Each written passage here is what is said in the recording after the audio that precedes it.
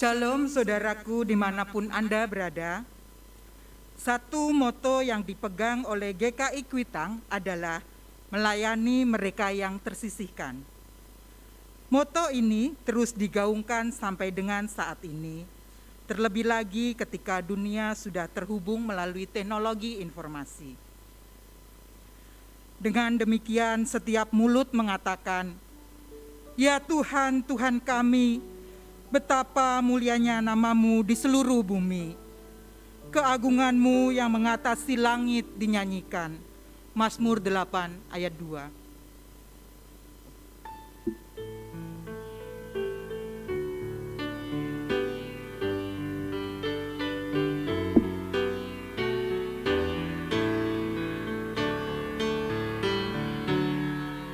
Berhimpun semua menghadap Tuhan, dan pujilah Dia pemurah benar. Berakhirlah segala pergumulan, diganti kedamaian yang hormati namanya serta kenangkan mujizat yang sudah dibuatnya. Hendaklah terus syukur-Mu Kau nyatakan di jalan hidup-Mu seluruhnya. Berdoa dan jaga supaya jangan menggoda merugikan jiwamu.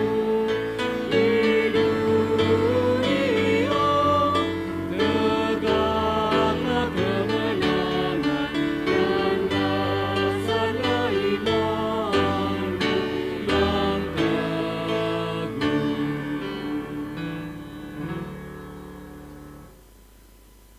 Saudaraku, pertolongan kita adalah di dalam nama Tuhan yang menciptakan langit dan bumi. Amin, amin, amin, amin,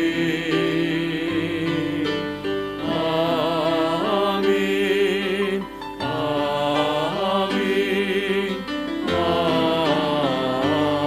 amin.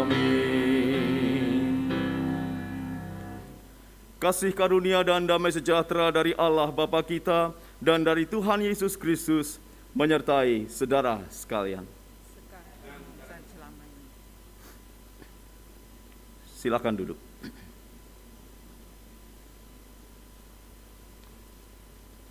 Saudaraku, 91 tahun perjalanan GKI Kuitang sebagai Gereja Indonesia dan 75 tahun perjalanan Negara Kesatuan Republik Indonesia menghadirkan berbagai macam pengalaman dalam menghadapi berbagai macam tantangan dan pemenuhan tuntutan kebutuhan kehidupan dan pelayanan.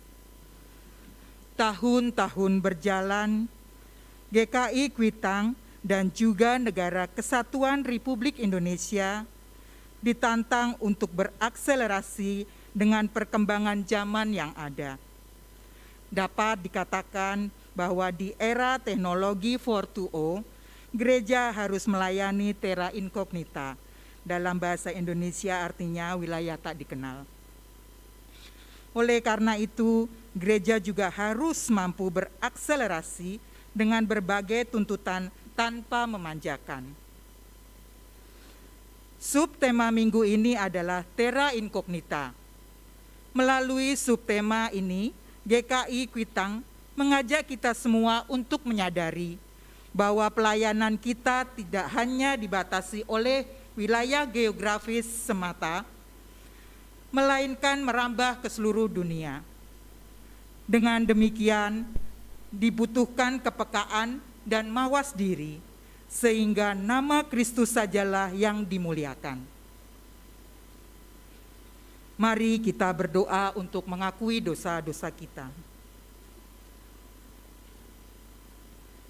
Tuhan, kami meraba-raba dinding seperti orang buta, dan meraba-raba seolah-olah tidak punya mata. Kami tersandung di waktu tengah hari seperti waktu senja. Duduk di tempat gelap seperti orang mati. Kami sekalian meraung seperti beruang. Suara kami redup seperti suara burung merpati. Kami menanti-nantikan keadilan, tetapi tidak ada. Menanti-nantikan keselamatan, tetapi tetap jauh dari kami.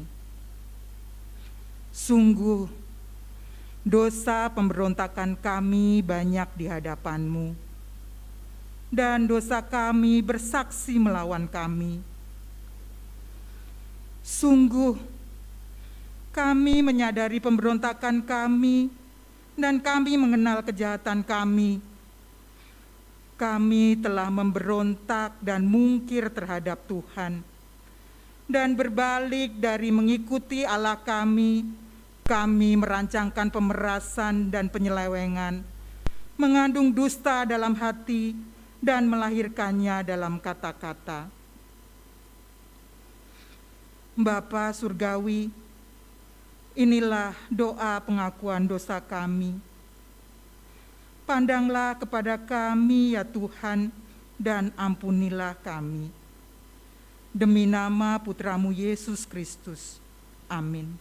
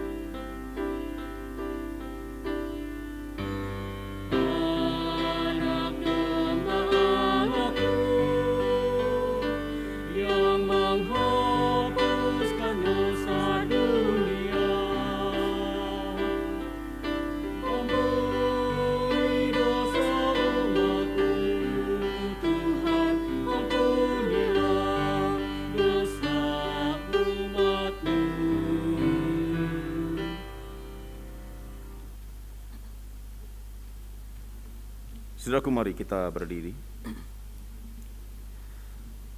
Inilah berita anugerah bagi kita semua melalui Mazmur 116 ayat 5 sampai 7. Tuhan adalah pengasih dan adil. Allah kita penyayang. Tuhan memelihara orang-orang sederhana. Aku sudah lemah, tetapi diselamatkannya aku. Kembalilah tenang, hai jiwaku, sebab Tuhan telah berbuat baik kepadamu. Demikianlah berita anugerah dari Tuhan. Salam damai.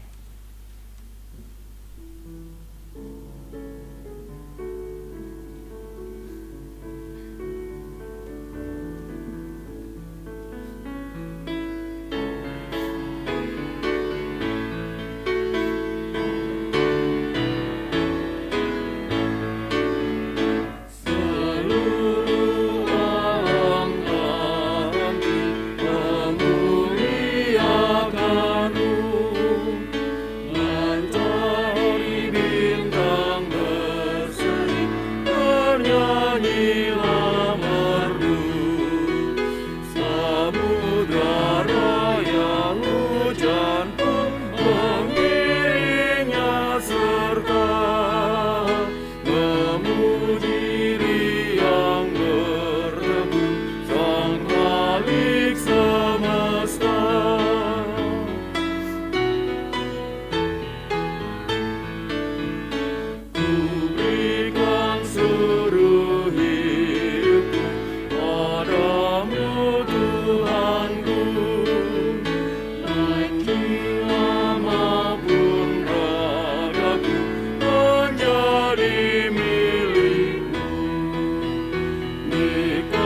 kasih-Mu di hatiku tetap berkuasalah, sehingga segenap hidupku menjunjung Dikau.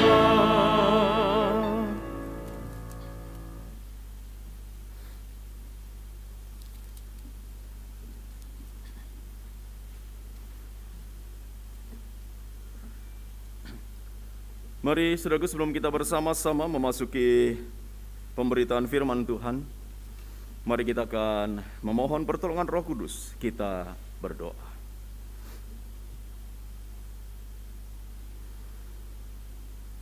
Kembali kami menghadap-Mu, ya Tuhan, ketika bersama-sama dengan seluruh umat-Mu, kami menyatukan hati dan pikiran kami. Terlebih, ya Tuhan, sebagai Gereja Kristen Indonesia Kuitang, yang boleh merayakan perjalanan kehidupan dan pelayanan, memasuki usia 91 tahun, kami merasakan dan merayakan pertolongan-Mu. Demikian juga untuk negara Republik Indonesia yang berulang tahun 75 tahun. Dalam suasana sukacita ini Bapa, kembali kami rindu untuk mendengarkan sabda firman-Mu yang meneguhkan kami, untuk kami siap memasuki sebuah era yang baru dalam pelayanan dan kehidupan kami. Untuk itu curahkanlah Roh Kudus-Mu atas kami, sehingga sabda firman Tuhan yang akan kami dengarkan ini tidak berlalu dengan sia-sia. Berkati juga hamba-Mu yang penuh dengan kelemahan dan cacat celah ini, Tuhan, urapi lidah bibirnya dan layakkan dia, sehingga boleh Engkau pakai untuk menjadi alat-Mu di dalam menyampaikan sabda kehendak-Mu. Bersabdalah, ya Tuhan, kami siap mendengarkan. Di dalam nama Putra-Mu yang tunggal, Tuhan Yesus Kristus, kami berdoa. Amin.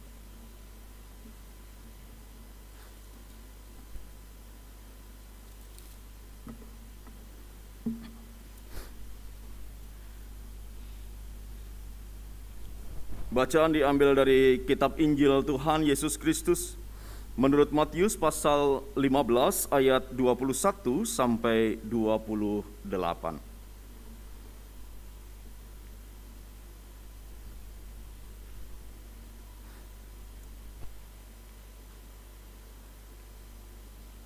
Yang demikian. Lalu Yesus pergi dari situ dan menyingkir ke daerah Tirus dan Sidon.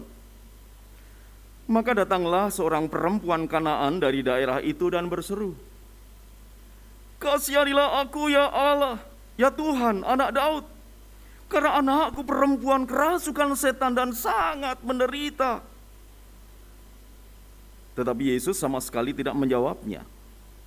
Lalu murid-muridnya datang dan meminta kepadanya, "Suruhlah ia pergi, ia mengikuti kita dengan berteriak-teriak."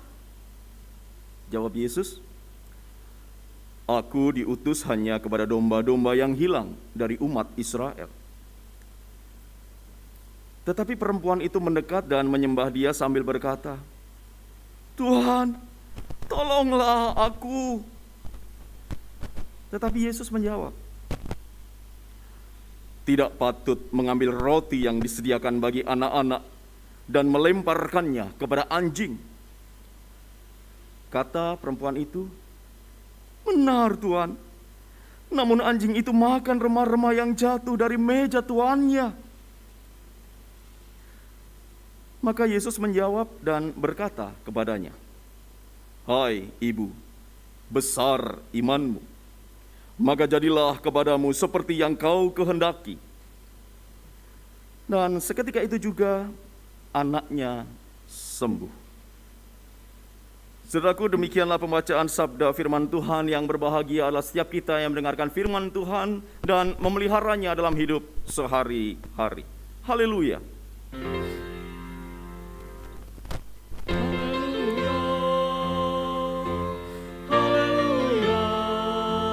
Pujilah Tuhanmu selamanya, haleluya. Nyanyikan sorakan,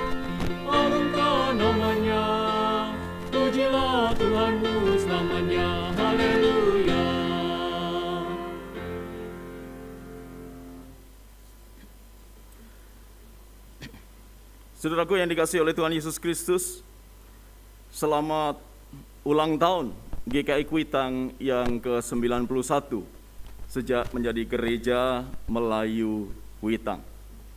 Dan tentunya juga untuk seluruh masyarakat Indonesia, selamat ulang tahun kemerdekaan Republik Indonesia yang ke-75. Saya Priselia Damayanti. Ya, karena di warta tadi masa namanya masih Priselia Damayanti. Ya, tentunya mohon maaf atas nama Majelis Jemaat karena pada hari ini Saudari Priselia Damayanti sakit sehingga tidak bisa untuk menyampaikan pemberitaan firman Tuhan dan digantikan oleh saya. Saudaraku yang dikasihi oleh Tuhan Yesus Kristus, berbicara soal terra incognita. Mungkin bagi kita menjadi sebuah pertanyaan besar, ngapain gereja berbicara terra incognita? Karena istilah ini adalah sebuah istilah geografis yang berbicara tentang suatu wilayah, suatu terra yang belum tersentuh, tidak tahu keadaannya di sana. Sebuah wilayah yang belum terpetakan. Nah, tetapi tentunya ketika kita mau berbicara tentang terra incognita, kita bukan hanya berbicara soal geografi, tetapi kita mau melihat bahwa ternyata di dalam kehidupan kita ini, kita seringkali menjumpai bahkan memasuki terra incognita. Wilayah yang belum terpetakan, wilayah yang mungkin kita belum bisa memprediksikan, wilayah yang kita tidak tahu apa yang ada di depan sana. Nah, kalau merujuk pada istilah kekinian, saudaraku, new normal. New normal juga bisa menjadi sebuah terra incognita bagi setiap kita. Kita tidak tahu apa yang terjadi di depan sana. Demikian juga ketika kita membaca teks Injil pasal 15 ayat 21 sampai 28. Mungkin muncul sebuah pertanyaan, apa hubungannya bacaan kita ini tentang Tuhan Yesus yang mengabulkan permohonan perempuan Kanaan yang percaya itu dengan terra incognita? Saudaraku yang dikasihi Tuhan, ketika Tuhan Yesus pergi ke wilayah Tirus dan Sidon, apa yang disebutkan oleh teks Matius kita, saudaraku? Dikatakan di sana, lalu Yesus pergi dari situ dan menyingkir ke daerah Tirus dan Sidon. Artinya penyingkiran ini adalah sebuah cara bagi Tuhan Yesus khususnya, dan juga Yesus dan murid-muridnya untuk upaya, kalau bahasa saya itu retreat, saudaraku. Untuk berteduh sejenak setelah sekian lama, setelah sekian waktu melakukan pelayanannya. Tetapi yang menjadi menarik adalah tempat di mana ia menyingkir itu adalah wilayah Tirus dan Sidon. Dan kalau kita melihat dalam peta Alkitab kita, saudaraku, Tirus dan Sidon itu bukan wilayah Yudea. Tirus dan Sidon justru merupakan sebuah wilayah yang sebagian besar penduduknya justru bukan orang-orang Yahudi. Sehingga menimbulkan sebuah pertanyaan, sebetulnya ngapain Yesus menyingkir dalam rangka untuk retreat, tetapi wilayahnya adalah wilayah Tirus dan Sidon. Memang disebut wilayah Tirus dan Sidon. Kalau disebut wilayah Tirus dan Sidon itu berarti bukan terra incognita, karena sudah terpetakan, sudah ada dalam catatan sejarah. Lantas di mana terra incognitanya, saudaraku, kita menemukan? Saya yakin ke-12 murid tidak pernah membayangkan apa yang akan mereka jumpai ketika masuk ke wilayah Tirus dan Sidon. Para murid tentu tidak akan pernah berpikir kira-kira mereka berjumpa dengan siapa dan apa yang akan dilakukan oleh Tuhan Yesus. Dalam pemahaman yang semacam itu, saudaraku, Tirus dan Sidon betul menjadi sebuah terra incognita bagi pelayanan para murid. Dan betul, di sana mereka menjumpai seorang perempuan yang berseru, "Kasihanilah aku ya Tuhan, anak Daud, karena anakku perempuan kerasukan setan dan sangat menderita." Ada sebuah permohonan dari seorang perempuan untuk menyembuhkan anaknya yang kerasukan setan dan sangat menderita. Perasaan seorang ibu, saudaraku, yang sungguh-sungguh mengasihi anaknya, perasaan seorang ibu yang sungguh-sungguh menyayangi anaknya ketika melihat anaknya sakit dan menderita. Terlebih sakitnya ini disebabkan oleh kerasukan setan. Tentunya harapannya adalah memohon kepada Tuhan untuk kesembuhan anak ini. Dan yang menjadi menarik adalah bahwa perempuan Kanaan ini tentu sudah pernah mendengar bahwa pernah mendengar sepak terjang Tuhan Yesus di dalam pelayanan. Ya. Meskipun itu wilayah Tirus dan Sidon, tetapi ketenaran nama Yesus ketika melayani sudah sampai ke wilayah Tirus dan Sidon. Sehingga ketika Yesus masuk ke wilayah itu, perempuan ini mendengar dan datang kepada Yesus untuk meminta pertolongannya. Saudaraku yang dikasihi oleh Tuhan, pemahaman para murid adalah merupakan pemahaman pada umumnya orang-orang Yahudi. Yaitu ada sebuah anggapan bahwa mereka ini adalah umat pilihan, orang-orang yang utama. Sehingga kalaupun berbicara soal kasih karunia, maka kasih karunia itu mestinya hanya diperuntukkan bagi orang-orang Yahudi saja.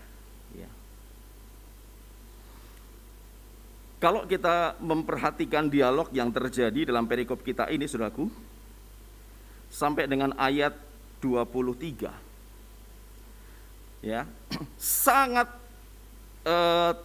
terlihat di sana, sangat nampak di sana, ada kesan bahwa Tuhan Yesus tidak memperhatikan permohonan perempuan ini. Istilah kekiniannya Yesus cuek, gitu kan? Nggak mau perhatikan, saudaraku. Ya, tetapi Yesus sama sekali tidak menjawabnya.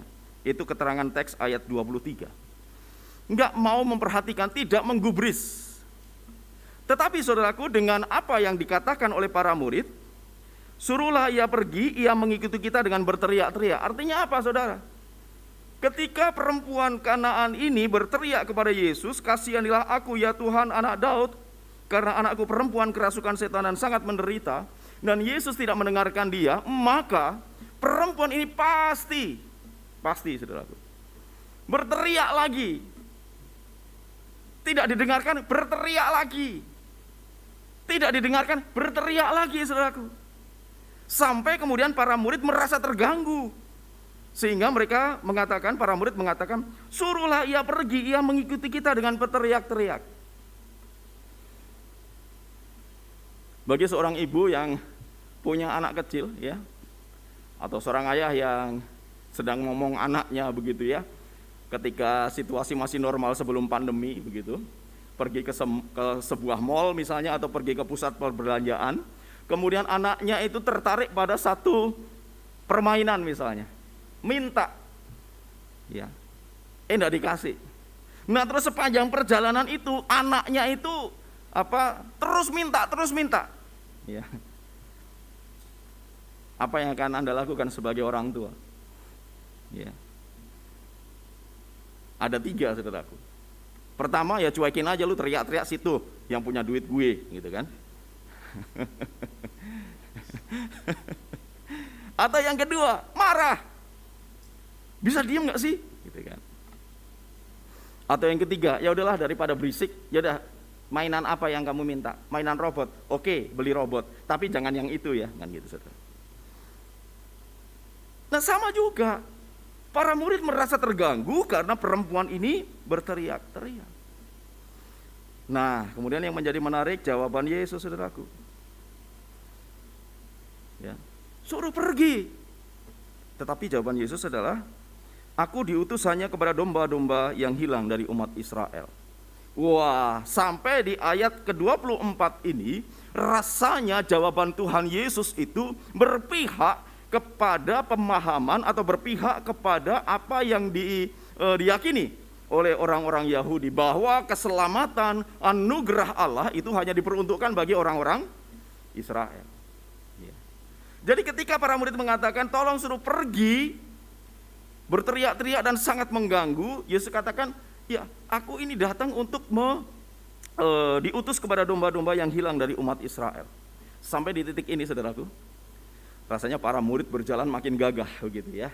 Iya, berarti meskipun masuk wilayah Tirus dan Sidon, keyahudian mereka masih oke. Iya. Tetapi saudaraku, berhentikah perempuan itu? Tidak, perempuan itu masih datang, dikatakan di sana, mendekat dan menyembah dia. Jadi kalau tadi itu dari jauh berteriak-teriak, makin dekat. Nah sekarang sudah dekat saudaraku. Mendekat dan menyembah dia sambil berkata, Tuhan tolonglah aku. Kalau sampai pada sebuah pernyataan, Tuhan tolonglah aku. Bukankah ini sesuatu permohonan yang sungguh-sungguh saudaraku? Dan Yesus merespon. Tidak patut mengambil roti yang disediakan bagi anak-anak dan melemparkannya kepada anjing. Kalau Anda minta, tolonglah aku. Datang kepada saya misalnya ya, Pak Guru, minta tolong deh. Ya. Kemudian saya mengatakan, tidak baik, gitu ya. Tidak patut mengambil roti yang disediakan bagi anak-anak dan melemparkannya kepada anjing. Saya yakin saudara pasti langsung akan pulang ambil parang, gitu kan? Pulang ambil parang, ini kurang ajar Pak Guru, gua dikatain anjing, gitu kan? Ya. Saudaraku yang dikasih Tuhan, sampai di titik ini saudaraku, sepertinya Yesus masih oke. Ya, Yesus masih setuju dengan pandangan orang-orang Yahudi tentang kehebatan mereka sebagai umat pilihan. Nah, sehingga pertanyaannya saudaraku, wong sudah dikatakan anjing kok ya perempuan ini masih minta. Senekat apa sih dia? Ya. Atau setidak punya malu apa? Gitu.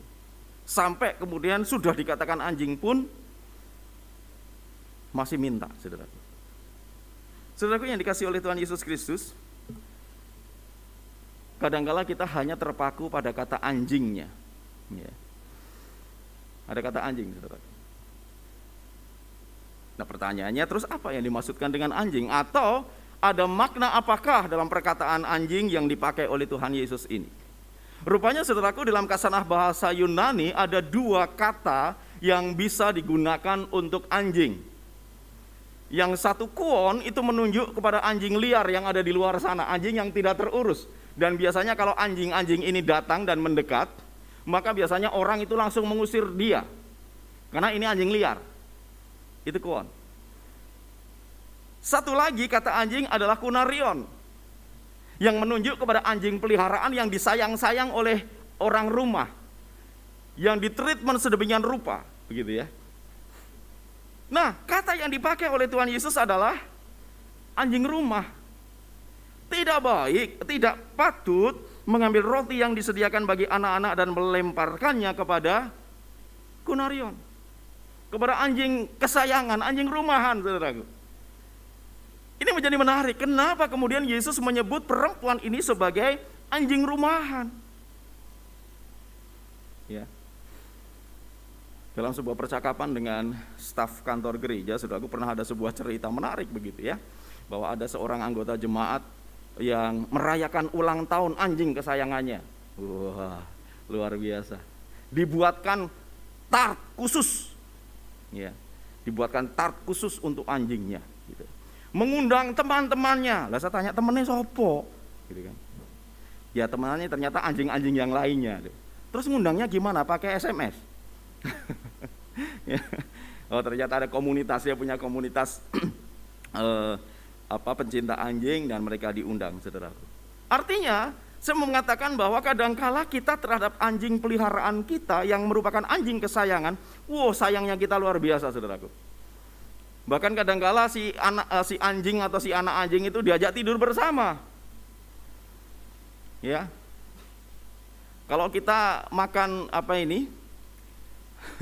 makan daging ayam, ya. Wah, kita makan sendiri kan, saudara. Lu si anjing disuapin loh, saudara. Iya loh. Dagingnya disobek, kemudian dikasih gitu kan. Jangan sampai si anjing kena tulang, kan gitu. Sayang banget, saudara. Ya. Nah artinya kalau Yesus kemudian menggunakan istilah anjing dalam pemahaman anjing kesayangan, ini membuka sebuah perspektif yang baru, saudaraku, tentang pemahaman kasih karunia Tuhan. Bagaimana Yesus memandang, bagaimana Yesus menganggap orang-orang yang non-Yahudi khususnya di wilayah Tirus dan Sidon. Memang singkat cerita, akhirnya Yesus mengabulkan permohonan perempuan ini, saudaraku, di ayat yang ke-28. Hai ibu besar imanmu, maka jadilah kepadamu seperti yang kau kehendaki. Sehingga saudaraku, melalui peristiwa ini, melalui kisah ini, saudaraku, setidaknya kita belajar ada dua hal yang bisa kita pelajari. Yang pertama adalah pelajaran bagi para murid, dan yang kedua adalah pelajaran bagi si ibu ini. Yang tentunya dari dua pelajaran ini kita bisa ambil intinya, saripatinya untuk kehidupan kita sebagai orang-orang percaya.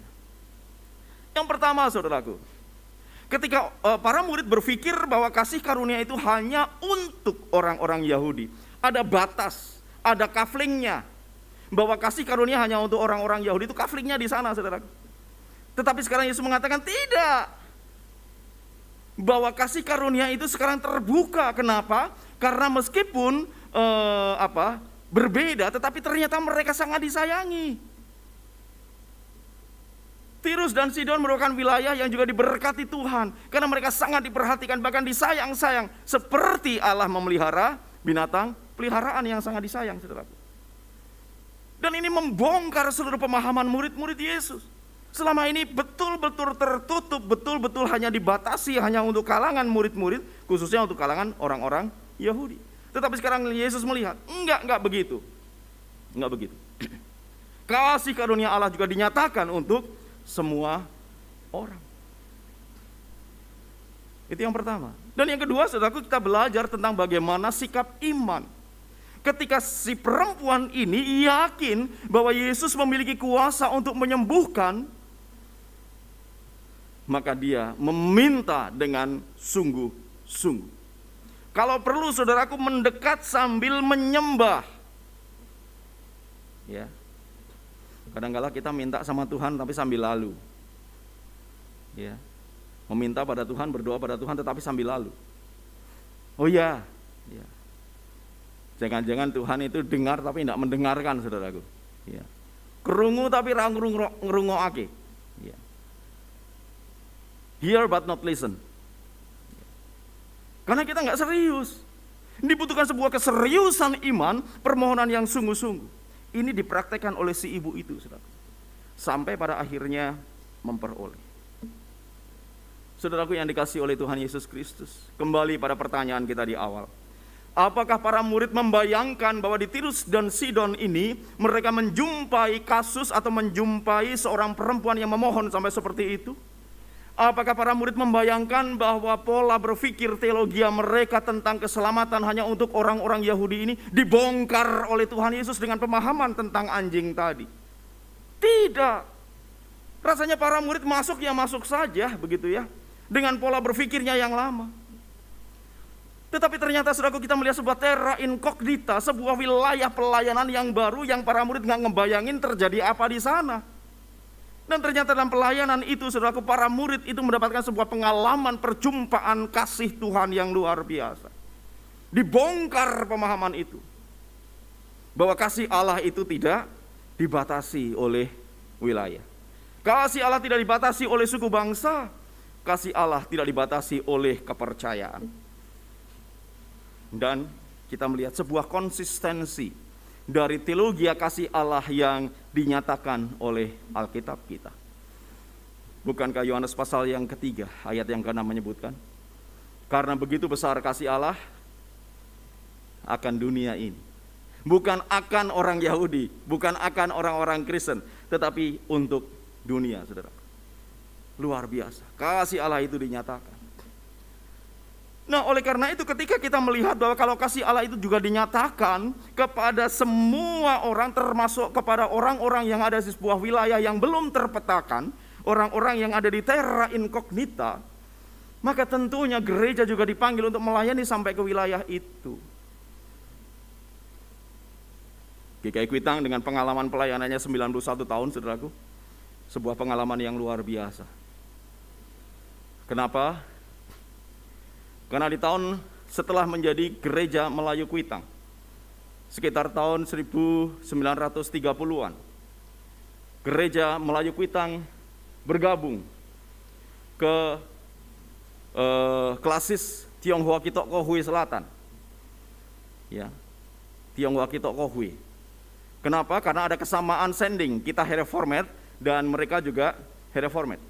Tetapi mereka melayani orang-orang Tionghoa di Jawa Tengah. Tionghoa Kitok Kohui, Jawa Tengah. Jadi Kuitang dulu masuk ke klasis Jogja.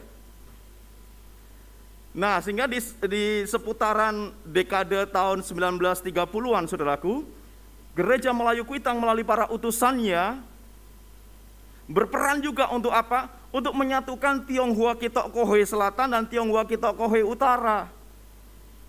Jadi dulu Tionghoa Kitok Kohui Utara dan Selatan dewek-dewek gitu kan, sendiri-sendiri, saudaraku. Tetapi GKI Kuitang berperan di sana. Gereja Melayu Kuitang berperan di sana. Sehingga Tionghoa Kitok Kohui Selatan dan Tionghoa Kitok Kohui Utara bersatu, jadilah Tionghoa Kitok Kohui Jawa Tengah. Nah, ya nanti diikrarkan kelahiran Tionghoa Kitok Kohui Jawa Tengah itu Agustus 1945. Jadi beberapa saat sebelum proklamasi ada penyatuan Tionghoa Kitok Kohui Utara dan Selatan menjadi Tionghoa Kitok Kohui Jawa Tengah. Ya. Nah, jadi dari wilayah klasis Jogja, sekarang Kuitang masuk ke klasis Semarang. Karena penyatuan itu. Terus berjalan saudaraku sampai kemudian 1950-an. Ya, di sidang klasis di Blora pada waktu itu, utusan Gereja Melayu Kuitang, dulu namanya masih Gereja Melayu Kuitang, sementara yang lainnya Tionghoa Kitok Kohui, mengusulkan perubahan nama. Kan kita ini gereja Indonesia, kenapa masih menggunakan Tionghoa Kitok Kohui? Kalau kita mau melayani dan menyebarkan Injil, harusnya menyebarkan Injil Indonesia. Atas usul itu, saudaraku, kemudian dibawa di sidang klasis, kemudian sampai ke sidang sinode, disetujuilah perubahan nama dari Tionghoa Kitok Kohui menjadi Gereja Kristen Indonesia. Dan itu peran GKI Kuitang, saudaraku. Peran Gereja Melayu Kuitang.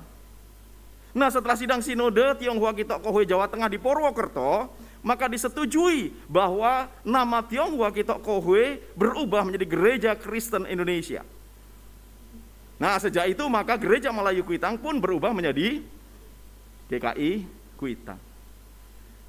Nah, yang menjadi menarik, saudaraku, setelah Tionghoa Kitok Kohui Jawa Tengah menjadi Gereja Kristen Indonesia Jawa Tengah, maka gerakan keindonesiaan itu merembet ke Jawa Barat. Tionghoa Kitok Kohui Jawa Barat kemudian menjadi GKI Jawa Barat.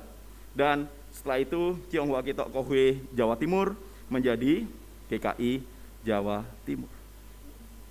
Pertanyaannya, saudaraku, apakah para bapak gereja GKI Kuitang dulu membayangkan akan masuk sampai ke sana? Enggak, saudaraku. Itu terra incognita. Wilayah pelayanan yang kita enggak tahu. Tetapi ternyata ketika dijalani terjadi sebuah perubahan luar biasa. Perubahan dari Tionghoa Kitok Kohui menjadi Gereja Kristen Indonesia bukannya tanpa makna, saudaraku. Dan yang menjadi menarik bukan istilahnya namanya bukan Gereja Kristen di Indonesia, bukan, tetapi Gereja Kristen Indonesia. Kenapa? Karena kita mau jadi Kristen Indonesia. Indonesia adalah sebuah lokus, Indonesia adalah sebuah lokasi, Indonesia sebuah wilayah pelayanan kita. Kita bukan kontraktor yang hanya kos. Bukan. Ini tempat tinggal kita. Indonesia adalah wilayah kita, di mana gereja kita bertindak, gereja kita berkarya, gereja kita menyebarkan Injil. Tetapi ketika kemudian kita melakukan pelayanan, saudaraku, terra incognita. Kita nggak tahu pasti apa yang terjadi seminggu ke depan kok dalam pelayanan kita. Artinya seminggu ke depan menjadi terra incognita bagi kita. Mungkin kita akan menjumpai kasus-kasus seperti perempuan Kanaan ini, saudaraku, dalam pelayanan kita. Di awal ibadah tadi sudah ditayangkan bagaimana peran GKI Kuitang untuk terus menyebarkan Injil, terus menyebarkan kasih kepada dunia ini. Terlebih lagi, saudaraku, di era di tengah pandemi Corona, gereja pun ditantang. Ada sebuah terra incognita di depan sana yang kita tidak pernah tahu apa yang terjadi. Tetapi kita terus dipanggil untuk melayani. Kita terus dipanggil untuk terus mengagungkan nama Tuhan. GKI Kuitang sudah selangkah lebih maju. Ada pelayanan streaming. Dan kalau pelayanan streaming itu berarti pelayanan kita itu dinikmati ya oleh seluruh dunia. Yang klik channelnya GKI Kuitang, gitu kan, dengan catatan itu saudaraku ya. Artinya apa? Kalau saudara masuk ke YouTube, mau pilih apa aja ada di sana. YouTube itu pujasera, saudara. Mau pilih yang model apa? Yang khotbahnya panjang, yang khotbahnya pendek, yang khotbahnya menarik, yang tidak menarik, ada semua di situ, saudaraku. Yang sehat atau yang bikin mules ada di situ, saudara. Iya. Oh, pujasera kok. Tetapi itu adalah terra incognita pelayanan kita. Kita mau masuk untuk menjadi orang lain jadi mules, atau kita masuk untuk memberikan sajian yang sehat, bergizi, dan membangun iman. Makanya kembali kepada kualitas pelayanan kita, saudaraku. Kualitas pelayanan gereja Tuhan. Siapapun, entah tim streaming kah, entah tim multimedia kah, penatuannya kah, pengkhotbahnya kah, kudu maju. Mana orang maju ketinggalan kok, saudara. Kalau tidak mengembangkan diri pasti hilang. Itu kan hukumnya. The survival of the fittest. Siapa yang paling tidak fit ketinggalan, selesai hilang. Pertanyaannya, saudaraku, kira-kira tahun 3020 apakah GKI Kuitang masih ada? Berarti 1000 tahun yang akan datang, saudaraku. Wis rasa duru sih Pak, itu urusane mau wong dhisik ya, orang besok gitu ya. Oke, tetapi kalau letaknya dasarnya tidak diletakkan dengan baik, saudaraku, maka bangunan di atasnya itu rentan sekali untuk rubuh. Apakah tahun 4020 nanti GKI Kuitang masih akan tetap eksis? Kita tidak akan pernah tahu, saudaraku. Tetapi setidaknya dalam kesempatan ini, dalam kairos sekarang ini, dalam waktu sekarang ini, do the best we can do. Untuk Tuhan. Untuk Tuhan, saudara. Kalau bapak-bapak gereja kita berpikirnya cukup jauh, menjadi gereja dari gereja Melayu, menjadi gereja Kristen Indonesia, kita ditantang untuk bisa itu. Memang ada terra incognita, wilayah yang kita tidak tahu, wilayah yang tidak terpetakan. Tetapi setiap kali kita melakukan yang terbaik, saya meyakini sungguh-sungguh, saudaraku. Sungguh, swear, cius. Bahwa Tuhan akan menuntun, Tuhan akan menyertai, dan Tuhan akan pimpin. Ya. Oleh karena itu, saudaraku, jangan pernah takut. Ya. Tidak ada orang yang sempurna, yes. Tidak ada gereja yang sempurna, pasti. Tetapi sepanjang kita rindu untuk memberikan yang terbaik dan sungguh-sungguh melakukan yang terbaik, maka kita berjuang untuk menyukacitakan hati Tuhan. Selamat memasuki terra incognita. Selamat melakukan pelayanan untuk menyukacitakan Tuhan. Selamat berjuang, saudaraku. Tuhan Yesus memberkati. Amin. Saat teduh bagi kita.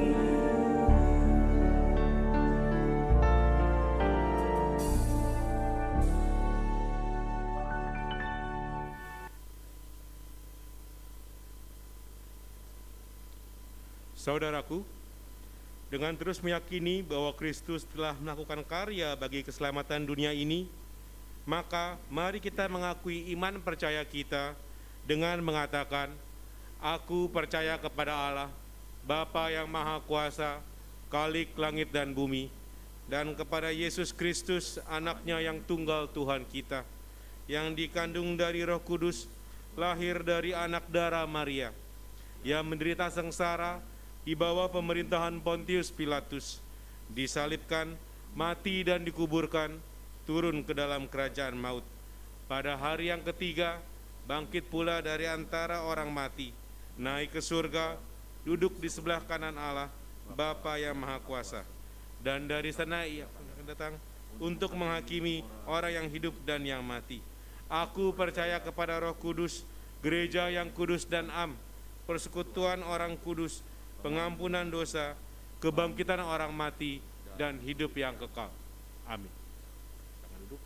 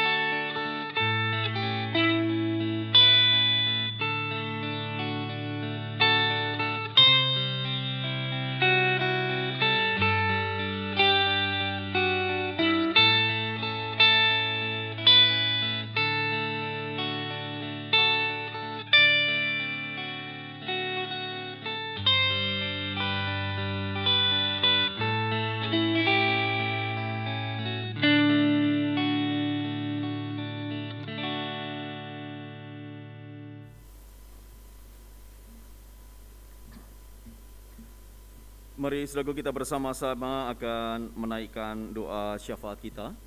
Mari kita berdoa.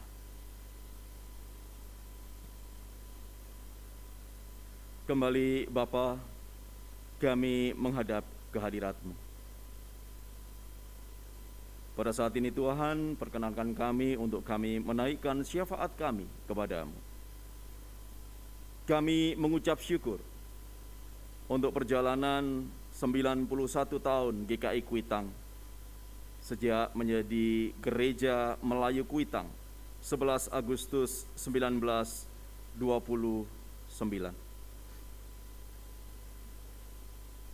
Tentunya ya Bapak, ada pengalaman-pengalaman yang boleh kami pelajari, bahwa kami boleh melakukan pelayanan dan berani berpikir ke depan, meskipun kami harus memasuki sebuah terra incognita. Tetapi kami yakin dan percaya bahwa tangan kuasa Tuhan akan menyertai dan menopang kami. Bagi setiap anak-anak Tuhan yang cinta Tuhan, takut akan Tuhan, menegakkan hukum, dan menegakkan keadilan kebenaran, maka Tuhan akan menyertai dan Tuhan akan memimpin. Pada saat ini Tuhan, kami juga berdoa supaya perjalanan 91 tahun ini dapat kami maknai dalam sebuah refleksi perjumpaan kami dengan Tuhan. Sehingga kami boleh menjadi gereja yang cair, organisme yang hidup, yang terus mampu menjadi fit dalam menghadapi tantangan zaman. Dengan demikian, GKI Kuitang kami sekalian ini boleh terus bertumbuh di dalam iman, boleh terus melakukan pelayanan sebagai gereja Kristen Indonesia. Pada saat ini ya Tuhan, perkenankan kami juga berdoa bagi saudara-saudara kami, rekan-rekan sepersekutuan kami yang sedang mengalami sakit penyakit. Tolonglah kiranya mereka Bapa dalam pertolongan kasih-Mu. Berikanlah kesabaran, berikanlah ketabahan, supaya saudara-saudara kami Tuhan dapat melalui setiap proses yang mesti dijalani demi kesempurnaan kesembuhan mereka. Berikanlah juga kekuatan, kesabaran untuk segenap anggota keluarga yang boleh mendampingi saudara-saudara kami yang sedang sakit ini. Tuhan juga kiranya berikan kekuatan dan kesehatan, sehingga tetap mampu mendampingi saudara-saudara kami yang sedang sakit ini, terlebih Bapa di tengah-tengah pandemi saat ini.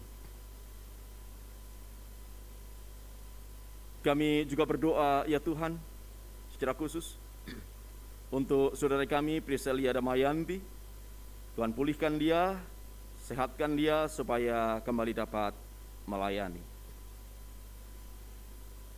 Kami juga berdoa Bapa bagi setiap pergumulan-pergumulan kami, terlebih di tengah-tengah tantangan pandemi yang sedang terjadi, yang berdampak ke banyak bidang kehidupan, termasuk ekonomi. Mampukan kami Bapa untuk terus bertahan, mampukan kami untuk terus menggenggam tangan kuasa Tuhan. Sehingga ya Bapa, kami dapat melalui hari-hari kami dengan baik. Kami terus dapat menikmati seluruh berkat-berkat Tuhan yang Tuhan berikan kepada kami. Ajarkan kami Bapa untuk mengucap syukur untuk pemeliharaan Tuhan yang kami terima. Dengan demikian ya Bapa, kami boleh menegakkan kepala dan melanjutkan langkah kami, sebab kami yakin Tuhan memelihara kami. Tentunya ada upaya yang lebih keras, tentunya ada usaha yang lebih sungguh-sungguh. Kami percaya Tuhan pun akan memampukan kami, karena Tuhan senantiasa menopang kami. Bahkan ketika kami tidak mampu terbang, Tuhan mengajak kami berlari. Ketika kami tidak mampu berlari, Tuhan mengajak kami berjalan. Bahkan ketika kami tidak mampu berjalan, Tuhan pun mendampingi kami untuk kami merangkak. Sebab Tuhan Allah kami yang tidak pernah tertidur. Tuhan adalah Allah kami yang menggenggam tangan kanan kami untuk melanjutkan langkah. Kami mengimani penuh bahwa Tuhan akan membawa kami ke air yang tenang dan rumput yang hijau. Tuhan tolonglah keluarga kami masing-masing Bapa, supaya kami tetap menjadi keluarga yang mencintai Tuhan dan keluarga yang senantiasa menyatakan kehadiran Kristus. Kami juga berdoa bagi setiap tugas pekerjaan kami yang masih akan kami gumuli. Mampukan kami Bapa untuk kami boleh melakukannya dengan penuh sukacita, tanggung jawab, dimanapun Tuhan menempatkan kami. Mungkin kami adalah para pekerja, mungkin kami adalah pegawai negeri sipil, mungkin kami adalah aparat keamanan, mungkin kami adalah mahasiswa dan siswa, mungkin kami orang-orang yang bekerja di rumah. Tolong Bapa, kami terus dapat memberikan yang terbaik. Bapa Surgawi yang penuh dengan kasih, pada saat ini kami juga rindu berdoa Bapa dalam ucapan syukur kami ketika bangsa dan negara kami boleh memasuki usia kemerdekaan yang ke-75. Kiranya usia 75 tahun ini menjadikan kami semakin dewasa, dewasa sebagai bangsa yang boleh melihat keberagaman adalah sebuah kekayaan untuk maju. Keberagaman adalah sebuah kekayaan yang harus kami pelihara supaya bangsa kami ini boleh survive. Khususnya di tengah-tengah suasana pandemi ini, Tuhan.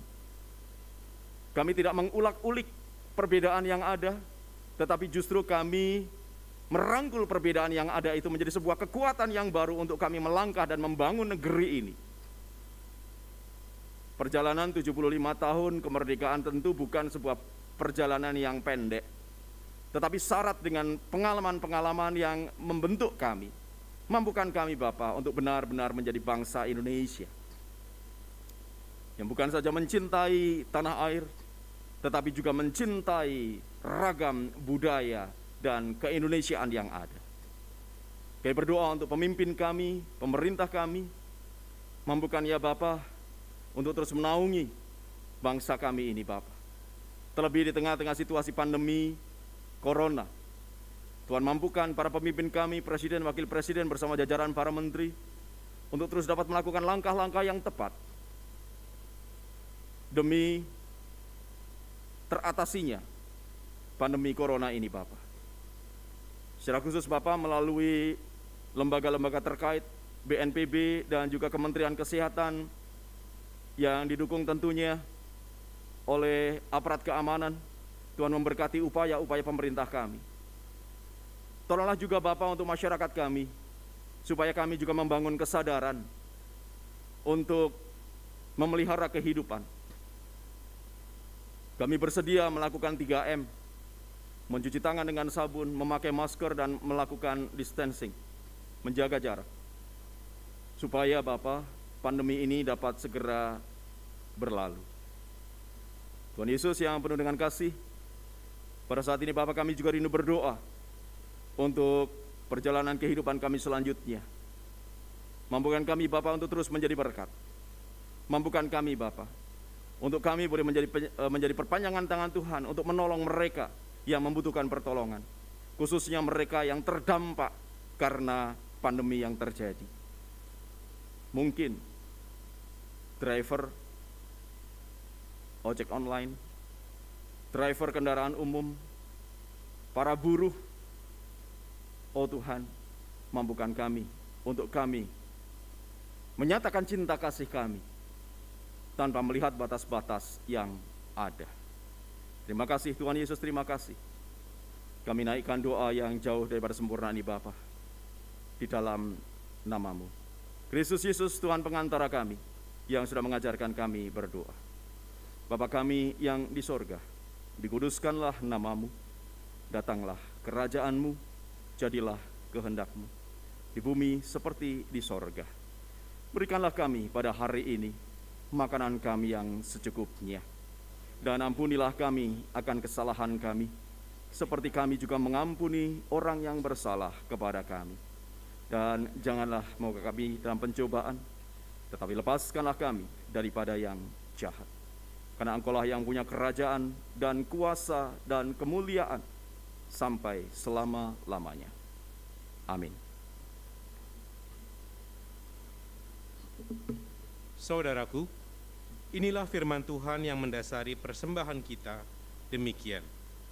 Aku yang meratap telah kau ubah menjadi orang yang menari-nari. Kain kabungku telah kau buka, pinggangku kau ikat dengan sukacita, supaya jiwaku menyanyikan mazmur bagimu dan jangan berdiam diri. Tuhan Allahku, untuk selama-lamanya aku mau menyanyikan syukur bagimu. Dari Mazmur 30 ayat 11 sampai 12. Saudara, pada hari ini Minggu 16 Agustus 2020 kita akan memberikan 2 kantung persembahan. Yang pertama untuk pelayanan umum gerejawi dan yang kedua untuk dana persiapan rumah pendeta saat emeritasi. Selain itu saudara, panitia hari ulang tahun Gereja Kuitang Indonesia Kuitang mengundang saudara untuk memberikan ucapan syukur hari ulang tahun GKI Kuitang lewat persembahan ucapan syukur yang akan digunakan untuk pemugaran gedung GKI Kuitang seperti yang saudara bisa lihat dalam tayangan sebelumnya. Untuk itu, silakan saudara menambahkan angka 91 pada akhir angka persembahan syukur saudara sebagai tanda bahwa ini adalah persembahan hari ulang tahun ke-91 GKI Kuitang.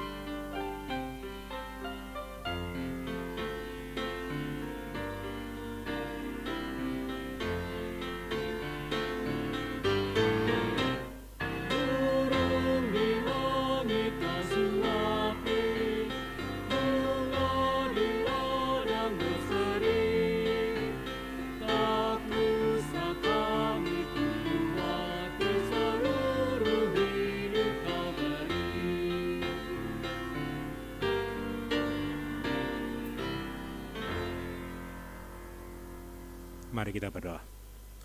Bapa di surga, Allah yang kami kenal di dalam nama Tuhan Yesus Kristus, kami mengucap syukur Tuhan, Engkau Allah yang memberikan kami berkat-Mu di tengah segala masalah, di tengah segala COVID-19 yang sedang kami hadapi ini Tuhan.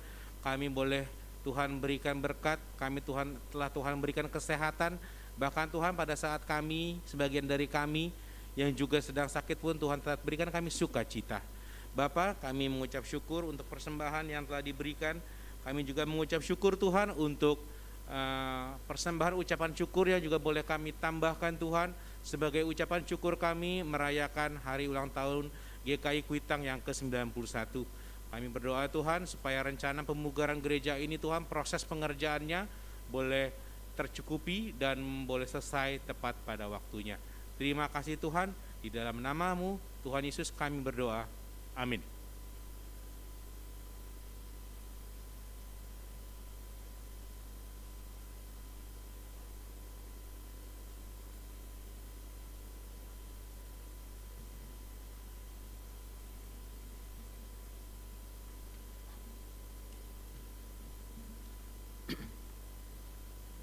Saudaraku, pelayanan Tuhan Yesus kepada perempuan Kanaan menginspirasi kita bahwa kasih tidak dapat dibatasi dengan wilayah geografis. Karena kasih harus diperkenalkan dan dirasakan oleh seluruh dunia, bahkan sampai masuk ke wilayah terra incognita.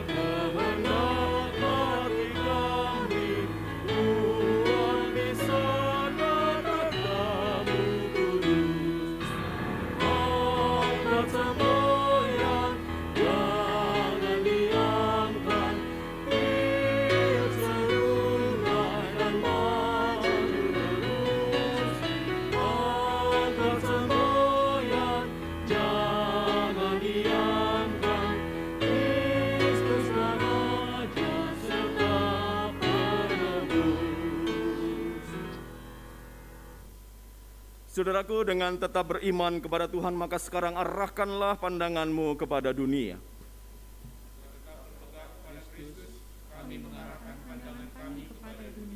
Jadilah sahabat sesama. Terpujilah Allah Bapa, Anak, dan Roh Kudus. Yang tidak pernah memisahkan kami dengan kasih-Nya sekarang dan selama-lamanya. Pergilah dalam damai sejahtera dan terimalah berkat Tuhan.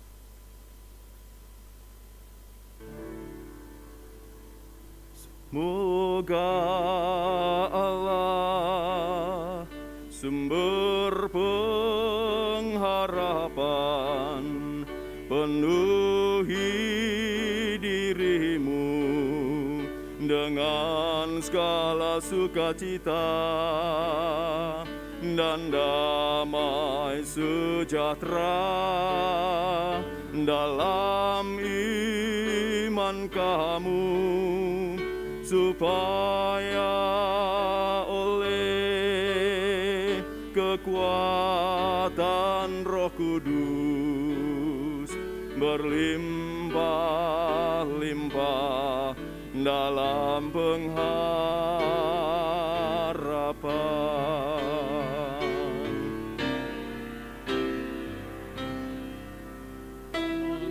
Haleluya, amin, haleluya. Terpuji namamu, amin, haleluya.